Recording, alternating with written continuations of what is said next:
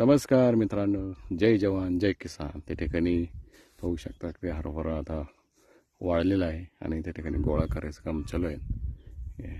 आईसाहेब हरभरा त्या ठिकाणी जमा करून ढीग मारायचं काम चालू आहे आणि ढीग झाल्यानंतर मशीनमध्ये त्या ठिकाणी काढले जाणार आहे.